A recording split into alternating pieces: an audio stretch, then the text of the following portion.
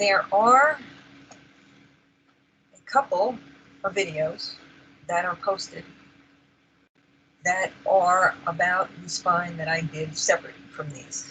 And in those, I talk about the anatomy of the vertebrae as well as the spinal curvatures. And let's go over this material again. The spine will be divided into regions: the cervical area, the thoracic area, the lumbar area, the sacral area, and the coccygeal area. There are 7 cervical vertebrae, and they will be named C1, C2, C3, all the way down to C7. The first cervical vertebrae is also known as atlas because it articulates with our world, the skull. The second cervical vertebrae is also known as axis because it will articulate with C1. There are 12 thoracic vertebrae, T1, T2, blah, blah, blah, down to T12. 5 lumbar vertebrae, L1 through L5. There are 5 segments to the sacrum, which fuse after birth, and there are 4 segments to the coccyx, which fuse after birth. So the sacral segments will be known as S1 through S5, and the coccygeal sections will be known as CX1 through CX5. If you take a look at the structure of the vertebral column, you will see that there are intervertebral discs in between the vertebrae. So intervertebral disc, intervertebral disc, intervertebral disc, intervertebral disc. You will see that the vertebrae have very specific landmarks. They'll have these processes, which are known as spinous processes, protruding from the posterior aspect. From the lateral aspects, you will see the transverse processes. And you will also see these holes. Remember, the name for hole is foramen in between each of the vertebrae, and those are known as the intervertebral foramen. Between vertebral for vertebrae, foramen for holes, so that it's telling you literally there are holes in between each vertebrae. Those are for the nerve roots which come off the spinal cord. So let's get back to that question that I asked earlier. Why do we have these contours, these hills, these valleys, these ridges, these lines on every single bone in the body? Why aren't bones just flat?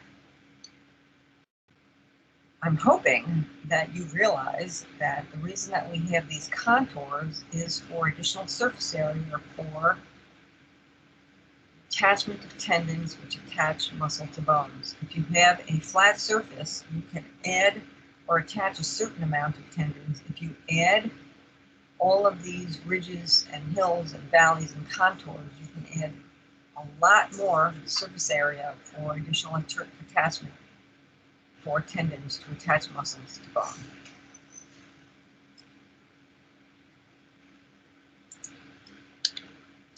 This shows you an up close and personal shot of vertebrae. So here is the vertebral body. This will be a transverse process. This will be a spinous process. There are going to be ligaments, massive amount of ligaments that are going to attach these spinous processes to one another. There will be ligaments that attach all of the vertebral bodies to one another. It's going to be here. Don't worry, you will not be asked to name them, but I want you to see those visuals. So let's talk about a herniated disc.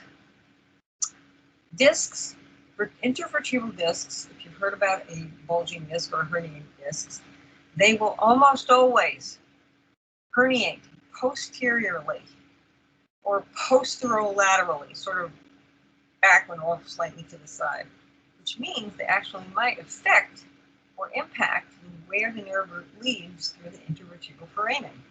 They very, very, very rarely will herniate anteriorly, and the reason for that is this. Look at all of these ligaments that are holding these vertebrae together. They're basically acting like a girdle So if you have a damaged disc, it's not going to herniate anteriorly because it's got to get through all of this.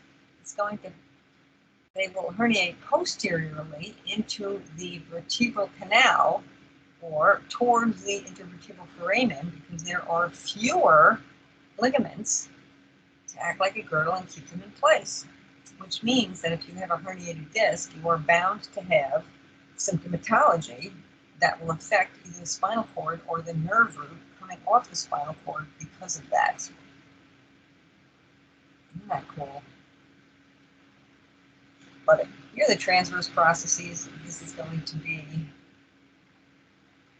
you can't really see it, but the vertebral body, and you're going to see the transverse processes sticking off to the sides laterally. So there you have it.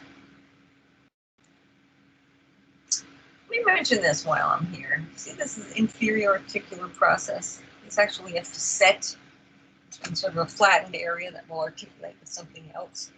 So each vertebrae will have an inferior articular process, the majority of them will. And if they have an inferior articular process, guess what? They will also have a superior articular process. One that is going to be inferior to that will have a superior articular process because this is where these vertebrae, or the processes off the back of the vertebrae, articulate. That'll make a little bit more sense as we go through this. While I'm here, here is a transverse section, a sagittal section of a disc, intervertebral disc. See the nucleus pulposus right there, and then you'll have the annulus fibrosus. You see that surrounding that. Cool. I think that's all I want to talk about right now on this. So here is a herniated disc. Ow! Remember how we talked about how they do not herniate anteriorly because of the amount of soft tissue, those ligaments that are connecting all the vertebrae? Here is an intervertebral disc. As it says here, the nucleus pulposus, the nucleus of this disc is intact. But if you take a look at this, here's a herniated disc right there. And you can see this is going to be spinal cord, so it's impinging on the spinal cord. Not good. Here's the herniation. Here's the nucleus pulposus. Here's the annulus. Ow. Here's the spinal cord, and you can see it's actually impinging on the nerve root right here. This is part of the vertebral body. Here's a transverse process. Here's another. This will be the spinous process. That, my friend, is why you start to have a lot of pain if you have a herniated disc. This shows your scoliosis, in which the spine has lateral curvatures. This is a kyphosis. If you listen to the talk on the vertebral curvatures, this is going to be a hyperkyphosis due to compression fractures. This will be a hyperlordosis due to pregnancy because this woman's center of gravity has changed due to the pregnancy. That is why women have lower back problems, or obese people may have lower back problems because their center of gravity has changed, putting a lot of stress on the lumbar spine, causing a hyperlordosis. So here is a typical vertebrae. Vertebral body, vertebral foramen through which the spinal cord will travel. This part in through here is the lamina. This part in through here, where you have these posterior and transverse processes attached to the body, is going to be the pedicle transverse process, which we talked about, and the spinous process, which we talked about. You see these little facets right here? They are going to articulate with the rib. This will be an articular facet, and this is on the superior aspect. So that is going to articulate with the inferior articular facet of another vertebrae.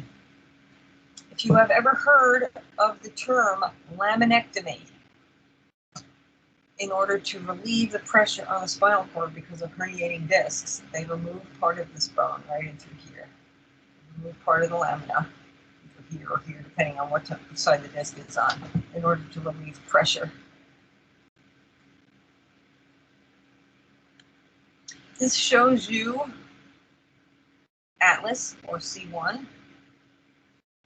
Superior images are going to be C1, also known as atlas, and the pictures on the inferior part of the diagram will be of axis C2. So when you look at C1, it really is only a bony ring. It will have these transverse processes, which you will not find on other cervical vertebrae. This will have the transverse foramen through which the vertebral artery and vein will travel. This is known as the posterior arch. It's the posterior tubercle. It's nice to know. But this guy is really just a bony ring that is going to articulate with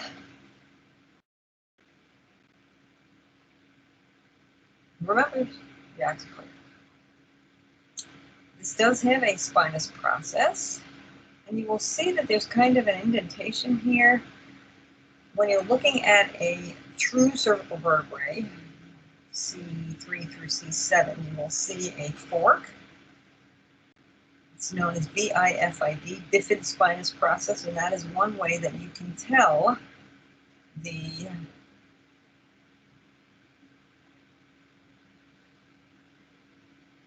cervical vertebrae from the other vertebrae.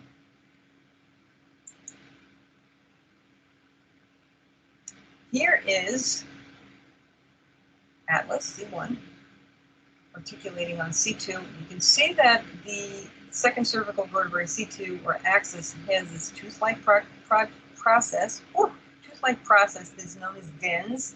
It's also known as the odontoid process. Dens is easy to remember. And C1 will rotate what's called rotationally. It'll rotate around C2. The 80% of the ability of you to shake your head, no, I can't stand this class, it's just too hard, this teacher is driving me nuts, comes from the movement of C1 on C2. This indicates the bifid spinous process. You can see a little fork there. And C7 is known as vertebral prominens because if you take your hand and you run it down your neck, posterior aspect, there will be a big bump at the inferior part of your cervical spine, and that is because it has a large spinous process, and that is what that means when it says vertebra prominens. There you have it. Here's a thoracic vertebrae. Thoracic vertebrae are going to be different because they will have medium-sized vertebral bodies. Cervical vertebrae will have small vertebral bodies. Think baby bear. When you hear the transverse, or when you hear about thoracic vertebrae, think mama bear, medium-sized vertebral bodies, and spinous processes that point inferiorly. We'll also have these very prominent articular processes. And then we get to the lumbar vertebrae. Lumbar vertebrae are these big, giant chunks of bone. Look at how big those are, because they are carrying so much weight. All of the rest of the vertebrae, all of the organs that are superior to them, the upper extremity, the cranium, they are these big, giant chunks of bone.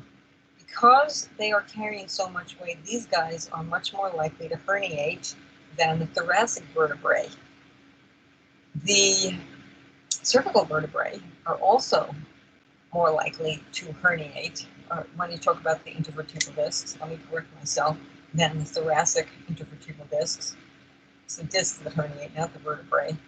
And that is because they are fairly small discs carrying a lot of weight, are giant coconuts, our heads, filled with lots of information about anatomy and physiology. Back to the lumbar vertebrae, when you look at their spinous processes, they are big and blocky. So when you think lumbar vertebrae, think Papa Bear, in terms of Goldilocks and the three bears. Baby bear, mama bear, Papa Bear.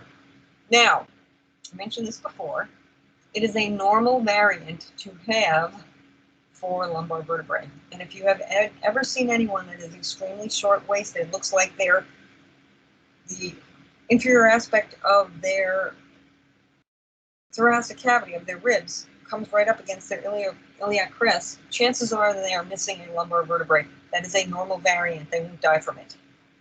if you have ever seen anyone that is particularly long-waisted, they very well may have an additional lumbar vertebrae, so 6 instead of 5, and again, that is a normal variant. Here's our friend the sacrum. Again, the sacrum is 5 segments that will fuse after birth. This flat part superiorly is known as the sacral base. This little pointy part here of the sacral base is known as the sacral promontory. Nice to know, not a need to know. The sacral base is going to articulate with the last lumbar vertebrae, L5. This is the coccyx, 4 segments fused together after birth. And through the inferior aspect of the sacrum is the sacral apex. We'll have these foramina, or foramen, through which the sacral nerve roots will transit. And here's the sacral canal, which is going to be the part of the sacrum through which the sacral nerve roots will travel. Anything else that you need to know about this? Well, actually, I'd love it if you knew all of it, but those are the things that you absolutely positively need to know.